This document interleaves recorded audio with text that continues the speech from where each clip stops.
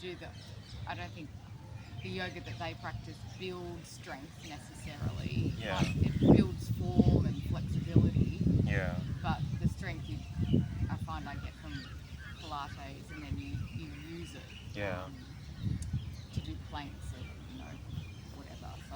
So That's great. That's good. yeah. I mean, So sounds I've good. always found that I've always done a little bit of yoga, but I've never really had my form corrected very well. Or Those teachers didn't like ever like try they to like generally they do, but not in a rigorous way or rigorous way. So okay. because they've got so many so many Students. students and so many levels and And how many students are there in your class? Like when you go? when I go, it depends on what time of day it Okay, is. so it's a mixed class. It's Yeah. not a fixed class. Okay. Oh, Like it is they quite run mixed. them. They run them every day at different times. So there's a 6 a. There'll be a 6 a.m. class, a 9:30 a.m. class, and then there'll be maybe 2 in the evening, 5 o'clock, and 7 o'clock or something like that. So I they see. run them every day, Okay. and so some Multiple classes classes, yeah. might be a small class might be 15 people. 15 people. 15 people is good. So it might be a big studio for sure, right? Oh, like the room is very big, and then there's the Sunday 9 a.m. class is always packed, Packed. packed, and there's I would think maybe 50 people. 50? Yeah, If they're like putting 50 people in one room, I'm sure they have a very big hall for sure, right? yeah. No, it is a big space. It's probably from that wall to maybe That one, the third one. in between the second and the third But tree. it has this much space, right? Of It's course. more like a long. It's a long rectangle. one. Okay, I see. Yeah, and so you'll have 2 rows. Divided. Yeah, and then the mats might be quite close together. Okay. So yeah. So crashing upon each other. Maybe Sometimes if you you, do, yeah. but the poses that they do generally, They won't crash. yeah, Yeah. you don't I see. Okay. necessarily touch each other. All right. So we'll start the class with an initial prayer. So I'm pretty sure in that yoga studio. What's the name of your yoga studio? Oh, it's called One Hot. Okay, so I'm pretty sure they might be like doing some sort of like a prayer in the beginning, or don't they don't? No, they don't. We generally start with, something that kind of grounds everyone, and Okay. you know, Do they do a few ohms?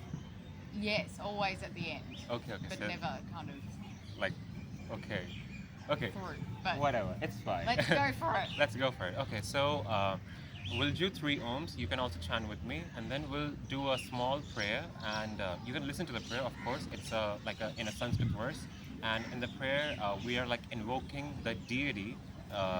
Ganapati, you know Ganesha, right? Of course, you know Ganesha, the elephant god. So the significance of him is the fact that he removes obstacles or issues like obstacles in Sanskrit is called vigna. So he removes obstacles, whatever might come. I'm not gonna say that it won't rain, but I've seen yoga classes when it was supposed to rain. I've like chanted upon it, and it did rain. Let's see, whatever. So like to remove any sort of issues which might arise in the class, and then we'll call upon Saraswati. Saraswati is the goddess who like gives us the very knowledge, and like she's the goddess of arts as well. So this is all knowledge stuff, so we really want to like ponder upon these two gods to like give us the blessings and all that. So again, you can sit up like in a comfortable position. You can keep your both hands in like chin mudra like this on your very knees. You can keep your back straight and shoulders are relaxed. Keep your eyes closed. You take a long deep breath in. Inhale. You expand your abdomen, expand your chest, expand your very clavicular area, the very shoulder area. And as you exhale, again, contract your very abdomen, your chest, and your shoulder area. Again, take a long deep breath in. Inhale. Feel fresh energy entering inside your very body. Hold the very breath for a while. And slowly you exhale. Feel any sort of negative energy, any sort of issue, stress, anxiety, or anything releasing from your body, and relax. Okay, now keeping your eyes closed, we'll do 3 ohms. Take a deep breath in, inhale, and take begin.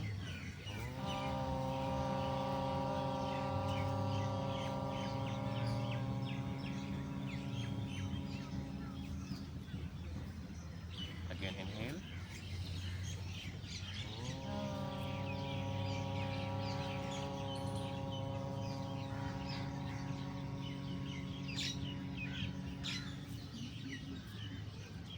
Again, inhale.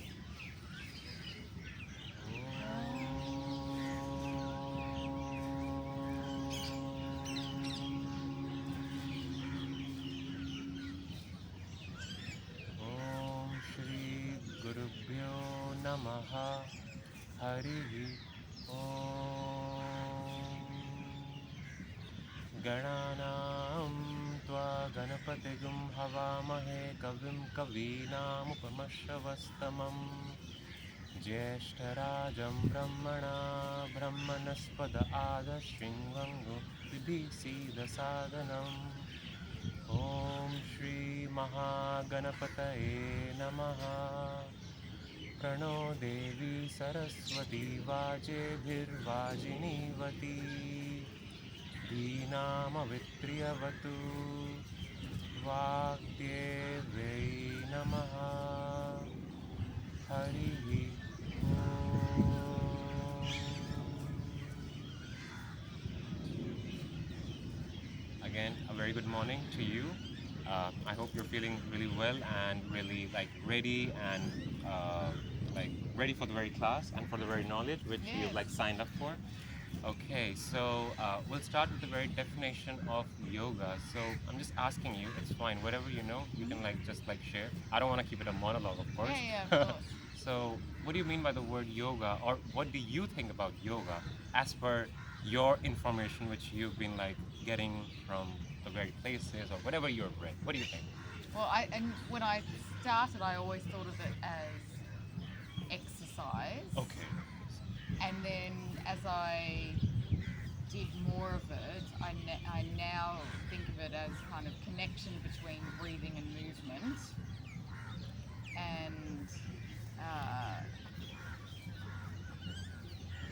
yeah, breathing and movement and being in the moment. Okay, sounds good. That's a very good answer, actually. Hmm. So, actually, you're quite right, and basically, I'm gonna tell you. There has been like a misunderstanding about yoga, exactly what exactly yoga is in the West, and of course, it's happening in India as well, because it's getting like quite commercialized, and people are just choosing the very things which like serve them. Like everyone doesn't want to like tame their mind or like be connected with a very supreme being. I mean, I'll just give you like an example, like what it means exactly. So the main meaning of yoga is like the root word is called yuj. Like every word in Sanskrit comes from a root word. So the root word is yuj, which means like uniting. So what are you uniting with? Like you yourself, of course. I'm pretty sure you know that you're not this body, right? And definitely you're not this mind, because the mind really wants a lot of things at every sort of time. Like you are impressed with one thing, after a while, 10 minutes by, you see something else, you want that. Like it keeps on going, right? Not just that, even an anger thought, a sort of love thought, or any sort of thought, negative or positive, it just goes with the flow like an ocean. Like an ocean has a lot of waves, right? It will calm down after a while. So the same way, our mind also works that way. So uh, we're not uniting our mind with anyone. We're not uniting our body with anyone. As like you're not wrong about it. Of course, they are. These are ways. Like doing the exercises is a way to like reduce the discomfort in the body, to like be healthy, of course, because if you're not healthy, you cannot sit for meditation, and you cannot tame the mind or like calm down the mind, because the mind will like, oh, I'm feeling pain over here, right? Yeah. Oh, I want to go there. I want to do that. So asanas, you know, right? The exercises. Yeah. These really help to calm down a person and to reduce the body stress inside you, of course. And it's just like, I don't want to give the percentage, but to be exact, it's just 12.5% of the main yoga. The exercise which we Oh, see, right. Okay. that is just 12.5%. So, for example, since you're from Australia, right? So I know Australia doesn't have that much of white population, or do they have like in majority? Like Oh, white. yeah, white population, is it in majority, or Yeah. the indigenous is now like It, so 50, more than 50? Caucasians are probably the majority, In and then whole Australia, whites are in majority, yeah, right? Okay, so I shouldn't take the Australian example. Probably the US example is fine because US is like quite multicultural, right? So uh, I'm sure you would know US has a significant Asian and Chinese population. So if I tell you that US represents this, like this Chinese or Asian population, that is US. So of course that is not, yeah, right? yeah, Anything of like which is just 12% of a big thing, that can't be the whole thing, right? yeah, yeah. So if you ask me, yoga is actually uniting yourself with the supreme being. And let me just like briefly tell you what does the supreme being or supreme consciousness mean. So you're basically uniting your consciousness with the supreme consciousness. So supreme consciousness is just one, of course. I know we give it many names, like I just call upon Ganapati or Saraswati or maybe Jesus if you call upon Jesus, or like Allah for Muslim people, or even for do you know Persia? Of course, you know Iran, Yeah. right? The religion over there was Zoroastrian before the Islamic invaders came. So they also call upon like certain sort of like fire deities, fire worship, and all that. So what we say that these are all aspects of the supreme being. The supreme being is one because everyone says that God is one, right? Yeah. Even in Hinduism also, like when the Britishers came in India, they saw a lot of like gods and all that, and they were like, these are like pagan people, like they worship a lot of gods, a lot of deities, and nature worshippers we are, and even many indigenous people from the North America, like Native Americans and Amazon people, they're also the same. But when they read our scriptures, a few Britishers, when they read it, when they translated it, then they realized that this is beyond what we are like thinking, what we see. So even now, even being a Hindu by myself, when I read about the scriptures and all that, since I'm like in the ashram, then I got to know that even our religion is not a polytheistic religion, it's a monotheistic religion. These are just many ways because every person cannot think upon a sort of like a supreme being or just one god or sort of thing. Like many people who love or have that sort of like devotional feeling, they wanna like call upon Jesus or any sort of God because they feel a connection with them. But everyone is not like that, right? You know, some people are like quite intellectual, like they want to like intellectualize the whole existence, how it works, and all that, which we will like study upon. Some people are, are like really they want to like do their work, like they want to serve people. They see God in every people, even in animals as well. You see people serving animals. So that sort of yoga, we call it as karma yoga, or like help. You know the meaning of karma, right? Yes. Doing your action, Yeah. right? So those people really, they don't like connect with God with a very devotional mind, or they aren't that emotional. They like serving people. So that is also a sort of uniting yourself in a way with the supreme, because you see the very supreme in every being, in everything in this world. So that's that. The intellectual one is what we call jnana yoga. Jnana means like knowledge yoga, like getting to know how this world works, how it all happens. And the devotion one is called bhakti yoga, which most Christians and even like Hindus also do, even Muslim people do, because they're like imagining a form of God, and it is absolutely fine to imagine any God, because you already seen like we have like too many gods, like more than a million gods we have. So Wow. yeah, apparently, yeah, because even there's a grass god, even there's an earth god. Of course, there's an earth god in Greek also. You know Gaia, right? Yes. Yeah. So there's a fire god. So there are many aspects of God. I don't want to like dive deep into that. So I'm just telling you that ultimately the supreme consciousness, or where we are at the moment, we are into just one being, but it's just that we have many aspects to it. I'm going to give you a small example to explain this like quite easily. So we use these examples to explain stuff. Now we are doing jnana yoga. This is like intellectualizing the whole concept. So you have seen a coin, right? So you see a coin from that side. There's a heads over there, right? I see a coin from this side. It's a tails. What do you see? Like from there, of course you Yeah, see I a see heads, the right? heads, I yeah. see a tails, but it is the same coin, right? Yeah. For you Tara, you might be a sort of like a customer or a client for me, right? That sort of relationship we have. You might be a mother for your children. You might of course you're a mother for your children. Yeah. You will be a wife for your husband. You will be a daughter for your uh, Mm. what do you call your parents, right? And as a work colleague for your Mm-hmm. pharmacist people, of course, with Yes. whom you work.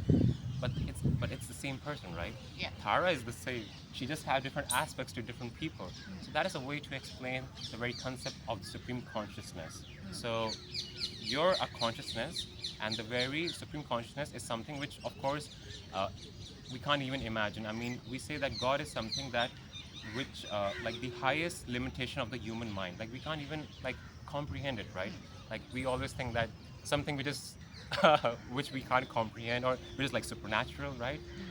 So that we think that it is God, or we say upon that it is God. So yoga at the very end is uniting yourself with the supreme consciousness. Right. So your consciousness is uniting with the supreme consciousness. And how do you do it?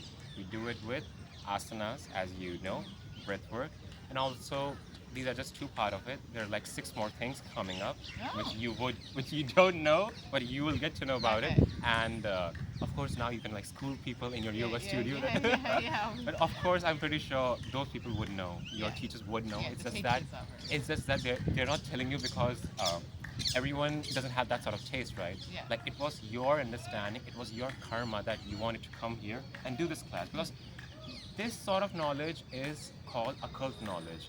Occult doesn't mean like that cult occult. Yeah. Occult means the knowledge which is like hidden, which is not commercial.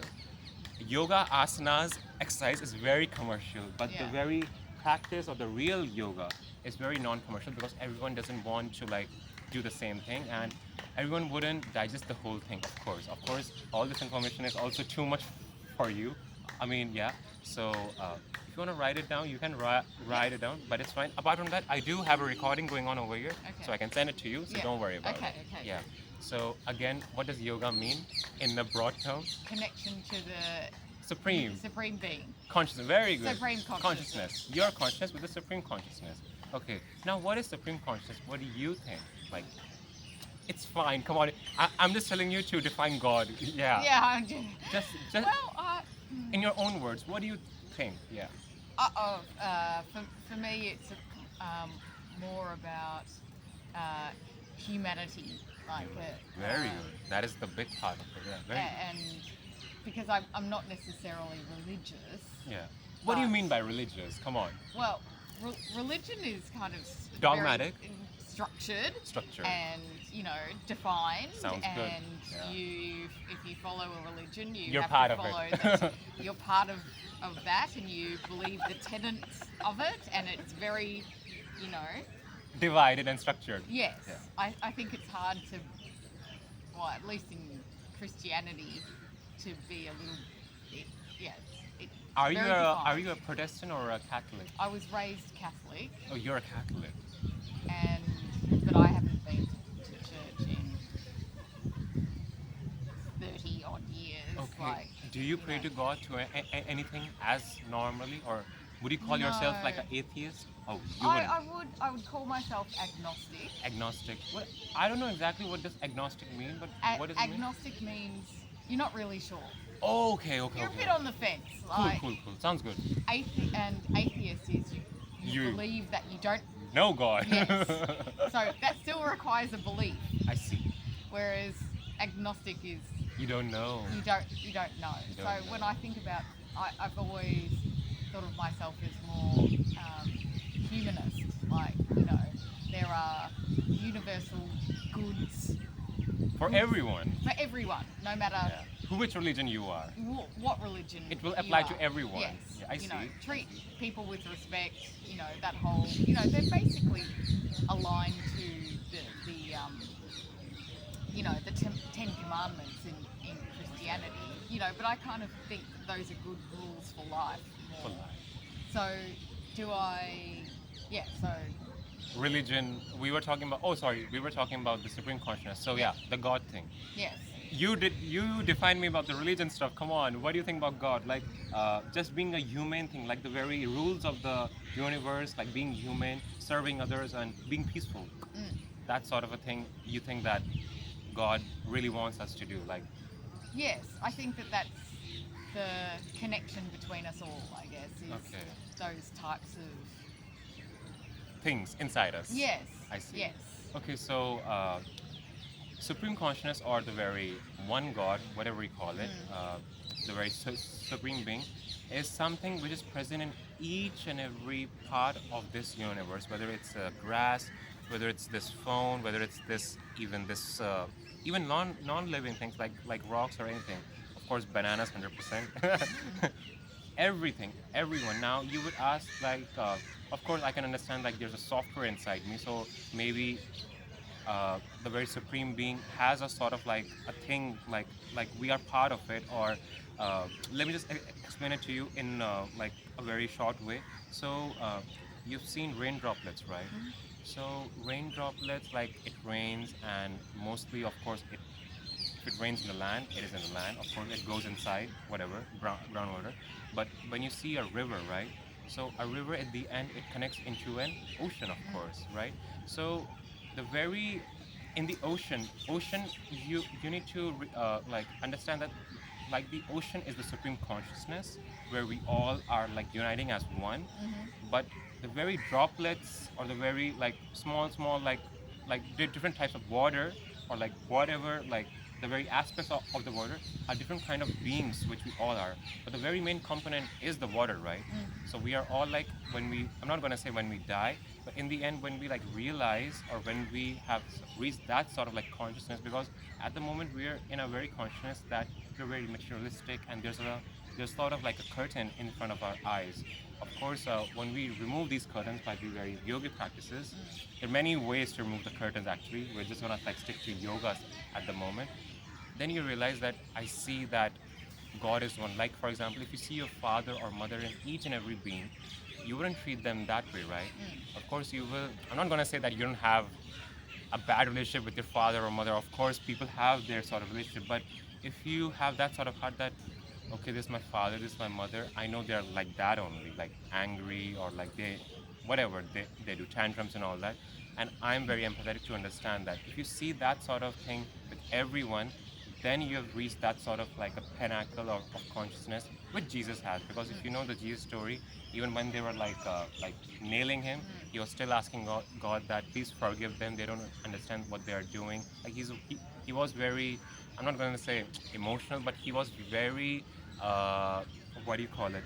Very much merciful in a way that it's fine, whatever you're doing. Like, what sort of consciousness a person would have that somebody is like almost trying to kill you, and you're Well, they still have saying trying that, to kill please, him yeah, I mean, uh, yeah, I mean, and still he's asking for forgiveness for them. for them. Yeah, so that's a really Yeah. like a That's kind of different. out there. Yeah. So the very supreme consciousness which we're talking about. So I'm just gonna give you an example. So for example, if we leave this banana over here, so what do you think? What will happen to it after a week? Or let's say COVID happens and we leave this banana. What will happen after a year or two to the banana? Just asking normally. Yeah, it will break down. So Very good. So who is breaking it down? bacteria. Yeah, that is right. Of course, even bacteria, even a dog can come and take it Yeah. away. A monkey can come. Maybe that Yeah, bird it can will come. be absorbed into something else. Yeah. So the whole rule of nature, or the very things around us, like, uh, you do anything, or like whatever, if you leave anything, or even with you, even if you like choose one path or doing one thing, it will tend to change yourself. You like, even consciously or unconsciously, it will like change you, or what do you call it, like the power, or the very like I'm not going to say rule, but the very supreme consciousness, or the very thing which is present in each and every one of us, will start working towards it to like change it. And so that is what we call the supreme consciousness. It is present in each and every thing in this world, whether it's in the form of bacteria or insects or anything. So that sort of thing which we define the very supreme consciousness, but that's a very gross way. But we tend to, like, we humans tend to try to give it a name, like either in the form of like aspects like Jesus, or like any sort of a thing, because we think ourselves as the very like top of the, what do you call it, food Food chain, chain. right? Yeah. And of course we are the best, right? Yep. And we think that, okay, if we're the best, then definitely the thing, like the very supreme consciousness, or the very thing which is like our own limitation, or God, he should be in the form of a human as well, because why not, right? So we tend to like carve it out, like especially in India, or even in Christianity also, you have pictures of him, right? And like the very Jesus, or any sort of thing, like signs, or whatever. So we try to like give ourselves like a sort of idea that this is like that, and like we try to like ponder upon it. So that is what we call supreme consciousness. And what happened is that in between, like, there's a huge gap between us and the very supreme consciousness. So uh, I'll just ask you, what do you think, that what is that gap like? Why did it happen, and what do you think about it? Like, why is there a gap between us and the very supreme being, like whosoever it is? Well, I think We got being, mixed up with a lot of stuff. yeah, or being human necessarily brings in a lot of extra, you know, emotions, whether it be jealousy, hate, rage, you Even know, good emotions love, as well. Love, you yeah. know, and then through that do, we as humans, I think, naturally do comparisons to other people or other other things. So with that comes, yeah, materialistic. I want this, or I want to do that, or So we tend to be away from it, right? yes, Yeah. yeah. And I think, you know, you see it in terms, reverting more to those behaviours in times of crisis. Yeah, So, absolutely. you know, where there's something that really brings a community together, it will, you know, people Bind will, us, yeah. it will bind you. Yeah. Fire, flood, you know, natural disaster, anything like that. You see the good in people. You also see the bad in people come out as well. But that's where I think people are more connected to that. I see. Yeah, whether they believe whatever God they believe in, or connection to people and nature as well. I think the connection to nature is something that people are becoming more and more aware of. Like, our impact on the world is not, You're right about it. you know, we are making an impact on the world. Global Yeah. warming, pollution, all of Many that. animals and plant species are Yeah, like dying out. Yeah. you know, And we we need are them. connected to nature. Nature is part of us. We Us. are not separate from nature, Yeah. even though We are trying to we like. might think that we are. So, yeah, I don't know if that answers your. No, it's fine. It's fine. So, uh, what what we think is that the gap happened because like there are like a few facts. I'm gonna like state it to you. Yeah. So when a person is a child, right? So a child is like usually mostly very happy, right? Even if you give him a twig, or her a twig from a very park, he will still be like quite happy about it. The only time a child cries is when he needs food, or when he's hurt, or whatever. I'm sure you've raised a child, so you know when a child is happy and all that. So he's usually happy. So when a child is growing up, take this example for yourself as well, or anyone. So we always tell them to look outside of yourself. So we think that happiness, at the end, what do you want? I'm just gonna like go back again. What do you want in your life? What do you want? It's happiness, right? Yeah. Even Contentment, satisfaction. Not happy. I think means all the time. okay, but how much contentment do you want? That is also a question. Well, I don't know. What is contentment for you? I think it's being satisfied. So there's a balance between being satisfied with your what with what life, you have, with what you have, yeah. and striving for change in some way. Hmm. So, I mean, there's materialistic contentment, like, do I have This, enough yeah. to, you know, provide for my Provide my family, family, yeah. and housing and The basic education stuff, the and basic you know, stuff. that kind of thing. Uh, but I think contentment is about how you feel in yourself. It's like, do I feel secure enough in myself, who I am, Sounds good. my part in the world, do I have enough? And that's like self-confidence. Uh, yeah. So I always thought when I was younger, it would be nice to get to a place where you were, yeah, satisfied with everything, With what you have. with what At you least you have, have.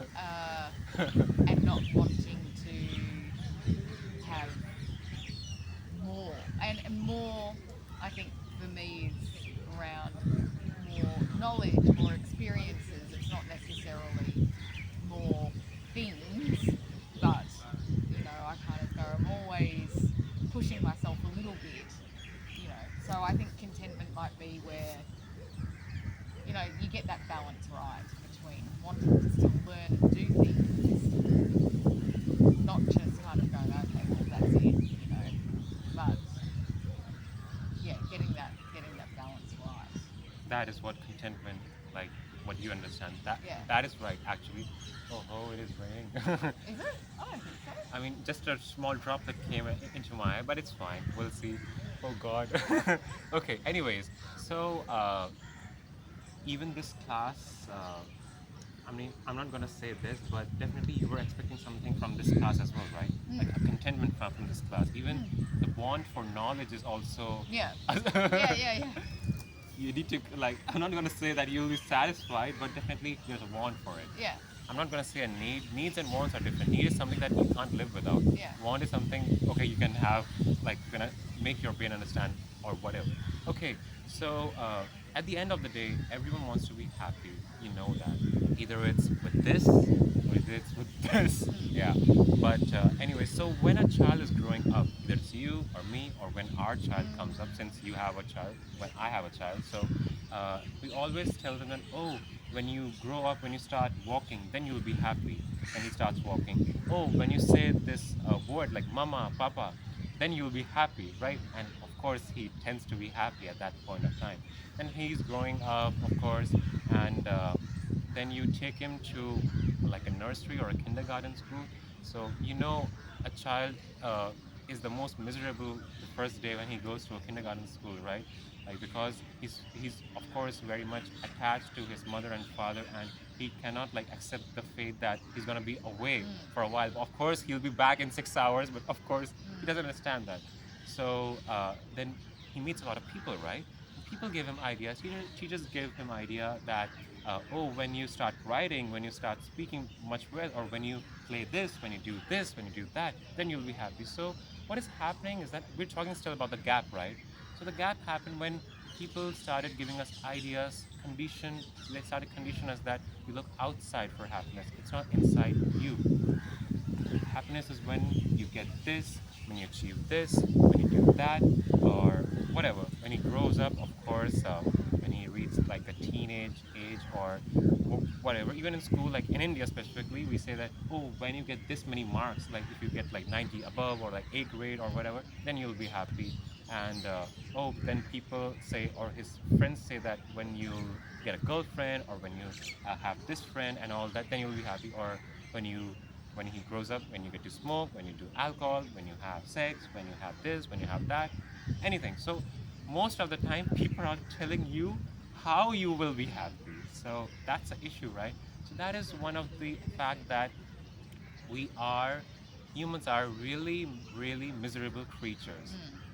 Do you agree with that? Yeah, I do. How? like how do you think that we are miserable?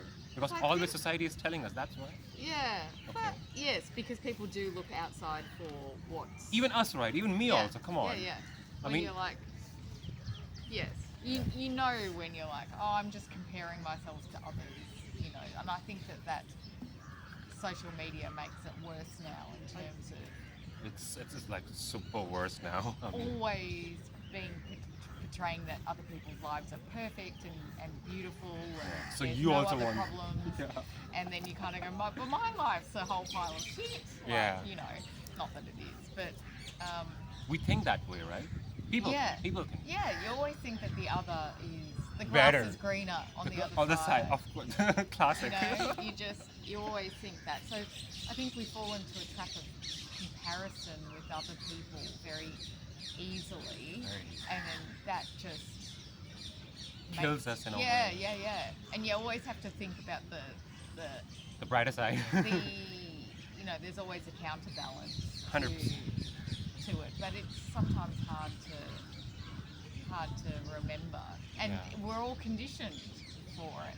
So Capitalism. yeah, yeah. So Earn money. generally, we're pretty miserable because I think we're always comparing to others and wanting certain things ourselves, or thinking, oh well, I haven't done enough, been enough.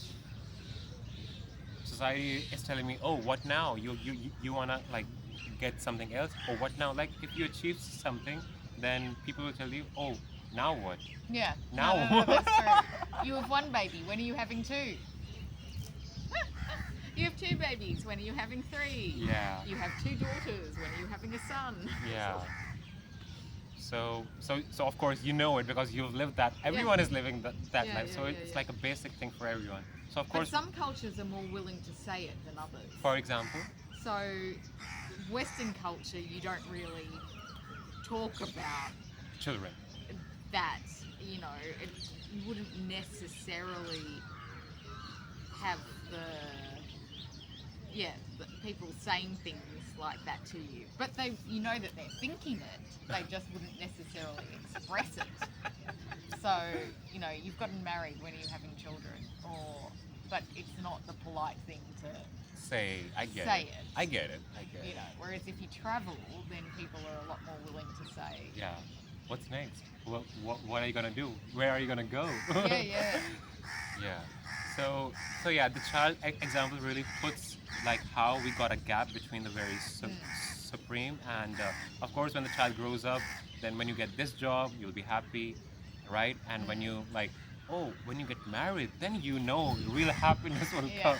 Oh, when you get a child, then you'll be very happy and stuff. Do you have a dog at home? yes. Okay, it's fine or, Yeah, or no, should, it's okay. fine. He's just having a bit of a sniff. Yeah. so Just so don't lick my little phone. so yeah, you can understand like it never ends, right? And once you like get married, then also like when are you gonna like get a house, get your car, and all that? I mean, it never ends. Yeah. It's endless. Come on, even I mean, don't mind, but you're like quite older to me, right? If I'm 29, you might be like certain sort of age, so almost the middle age. So people say, oh, when you're gonna get a new house, or Yeah, like yeah, there are yeah. like different things for the middle ages. I don't know exactly, but you would know better. So yeah, so it never ends, and we come towards the second fact that people are always like giving a sort of like what do you call it, like a scale, like you need to achieve this, then you're gonna be happy Yeah. and all that, and we don't realize that this is, I mean, it's a loop, like we are like being conditioned in a way. We don't realize that we are like stuck in this, and we still have a gap between us and the very supreme being. Like we don't have the time to look inside, because we say, like in many cultures we say that the supreme being is inside us, because like I gave you the example of the raindrop, right? It ends in the very ocean. So that sort of a way. And there are a lot of, like in Sanskrit we say avaran means a lot of curtains inside us, because of course when I need this and that, why would I focus upon something which is inside me, or why would I sit on meditation and like just be like the way which I am, which is like nothing, right? Like zero. So yeah, it really like puts a strain into you. So the child example really gives you the like a sort of thing like how society works, and like always telling you what to do and what not to do. I'm just gonna give you one more thing, one more example. Like since like we have met, example for example, if you sign up mm, for a tour around the very Lodhi garden, or somewhere like a historical place. So I take you to this place, I be your tour guide, I tell you about this place, the whole history. Of course, you imagine about the history and you try to be there for that sort of time. And then I take you towards an Apple store and I tell you, oh, this is the latest Apple 16 or 15 Pro Max. 15 is there or I 15? have no idea. Okay. Oh, you okay? I think 14 has come. 15 or 16 is not there. And actually, oh, this is the latest 16 Pro Max. And then you'll be like, are you? I mean, you would think that, I mean, he's my guide. Why is he taking me towards an Apple store, right? And then you'll be like, no, I don't want a phone. Let's just carry on with the tour guide thing. Then I take you towards another monument, and then I take you towards what do you call it, a Samsung store, and I tell you this is the latest Samsung S26 S Pro Max, uh, and you'll be like, I mean, this guy, is he a bit crazy? Why is he like doing like this and all that? And then we again carry on towards another monument, and after the monument, the third one, I take you again towards, uh, you know, the company Xiaomi, right? Xiaomi, Xiaomi, no, No. Vivo. I've heard of Vivo, Okay, yes. so I take you towards a Vivo store, and I tell you that this latest Vivo phone with the best camera, the best thing, and yeah, I keep on doing this.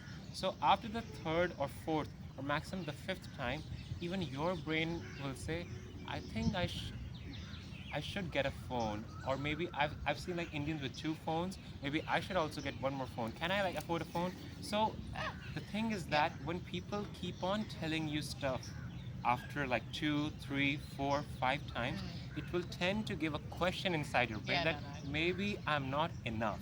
So this is the third Yeah. fact, that I'm not enough. I need more. So this is again a very dark fact, that what you have or what you are is not enough. People will always set the bar, like I said, a scale, and they will always keep telling you that, oh, you need this and you need that. And can you like realize the fact that like if a person tell you like five times, six times, it will give you a thought that maybe like it will force you that you have to think about it, that maybe I should get a phone, maybe like you will consider that thought. Yeah. So I'm not gonna say manipulation, but definitely this is the way how society works, right? Your friends also, I'm sure your friends also like tell you, oh, you should do this, like sign up for this yoga class or whatever, Yes. or come to this studio, or come to this place. And even a, even they will tell you, hey, let's go to a party. Even I don't want to go to a party. I'm really like following this like clean path. I don't want to drink. I don't want to do this. Six, seven times, then the brain will say, let's go, Yeah, or yeah, yeah. consider No, it. no. It is around who It you is. surround yourself Surround with and yourself. what you surround yourself with, because Absolutely. So, because of all these things and the society, how it works, it has created a gap between us and the very supreme being. So, yoga is a way to like unite yourself, your consciousness, with this very supreme consciousness. What do you understand by consciousness, as per you? I mean, just normally, you don't have to like give the right definition. But what do you think? What is consciousness? What could it be? consciousness, awareness, Hmm. um,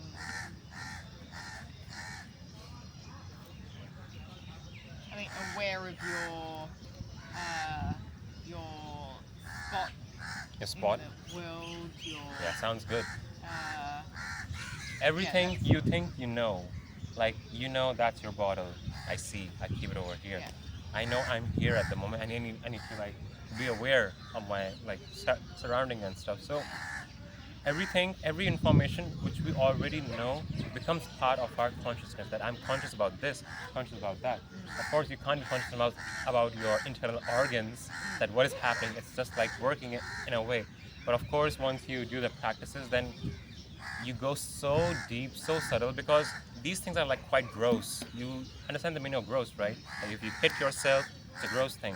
But subtle things are like the very mind stuff, because they aren't like visible, right? Like they aren't in a physical way. So anything, a thought, even like things going inside you which you can't like tap into right now, all those come into the subtle aspect of your body and stuff. So yoga is a way to like unite again, as I told you, the yourself with the supreme being. So the very supreme being is not very gross, of course. We have given it a gross form, like in a form of statue yeah, and all that, because we are humans, and we tend to like we need a sort of like a visual way to like imagine God. And it is a good way for beginners, of course, because you need something to ponder upon, to concentrate upon, because concentration also is a big part of yoga. Because if you don't concentrate, you cannot meditate, right? Of course, the mind will like move away to a lot of things. yeah. So that's that. So anyways, coming to the point. So we'll just now come upon the very history of yoga, then we'll like open the book. So do you know the history of yoga? Are you No, I okay? don't. Okay, that's why you're signed up for this class, right? I know nothing. Okay, so basically there are like two aspects of the history. One is the very scientific part, like facts and findings, which we have, of course. The second one is the mythological thought, like like the stories which we like, which we have got from the scriptures and which are preserved and all that. So you know the Hindu deity called Shiva, right? Hmm. You've seen him. Yes. Where? Uh, Like many I places, think so. even in Australia as well. No, not Okay, there. Maybe in museum exhibits they would have, I you see. know. Oh, But you definitely, I think here we've seen representations of Shiva. Shiva. So Yeah, you've Shiva. yeah. So the meaning of Shiva, as per our text, is consciousness. So again, coming to that part, Shiva is consciousness. Many people think that Shiva is the very supreme being because everyone has their own way of thinking, right? Mm. And when we say that, there's a mantra for Shiva as well, like Om Namah Shivaya. Like Om means like the very supreme, like even in science also, even in Christianity also, I don't know which part of John or like Luke, they say that in the beginning there was a sound, or like there's a very thing about like there was just a sound in the beginning with this when this universe was created. Even if you see the Big Bang stuff, like it created a huge sound and stuff, and the sound of the very supreme or the whole world, the very frequency is Om. That's what they say. And even if you chant Om for a while, you will feel your mind relaxing quite a lot because the humming releases a lot of like nitric oxide inside you, and it really calms yourself down. So coming towards the Shiva thing, when you say Om Nama Shiva, so Nama means like prostration. So we are like prostrating to our consciousness, like which is inside us. So that is what Shiva means. The second meaning of Shiva is also called auspiciousness, like be good, like whatever happens around us, like even the very prayer we did for auspiciousness, like nothing bad happens. It really sets the tone for the very class or any sort of thing which you do. Even for this accident also, I should have like chanted God before I went for the cycle ride. Yeah, but now I'm gonna do it. Let it be. This is like some sort of thing which had to happen. Yeah. Yes, Yeah. part of the journey. Part of the journey, of course. I mean, it could have been worse, right? As Yeah. well, yeah. At least, so this is contentment. This is where Yes. contentment comes. Like, I just broke one or two teeth. It's fine. I didn't Yeah. broke the whole jaw. Yeah, exactly. So yeah. Anyways, coming back towards the very mythological thought, then we're gonna talk about the scientific thought about yoga, how it came. So the mythological thought is that Shiva was with his wife Parvati. So Parvati, the meaning of Parvati means mountain in Hindi. So Parvati means like Parvat is called mountain. Parvati means the very daughter of the mountains. So the Himalayas, Himalayas also is sort of like a person which we have given in this like our mythological thought. It's called him. Her daughter is called Parvati because she's the daughter of the mountains, and she is a form of the very energy. Like energy in Hindi is called Shakti. You've heard Shakti maybe sometime. Yeah. So energy. I can give the example of energy also for the bacteria breaking down this banana, because energy is present in each and every form of this universe or things, like even in, you know what this is made of, right? Even things which we cannot see, right? Subtle of the subtle atoms. And if you are, did you have science? Of course, you're a pharmaceutical. Yes, I've done So science, but I'm not a. Okay, but I don't. basic But my physics you do husband's a understand. scientist. My parents were scientists. Oh, so really? I've grown up in a very scientific. Very good. Yeah. Jnana yoga is happening over here, like Yeah. intellectual, like. Yeah. Okay, so I'm pretty sure you know about atoms and nucleus, Yes. right? You cannot see them; they're like very minute, but there's a activity going on around them Time. all the time, 100%. Electrons and protons. So that sort of energy, we call atoms in our scriptures as parmanu. Like it is called anu, but par means things which have been since the very like beginning.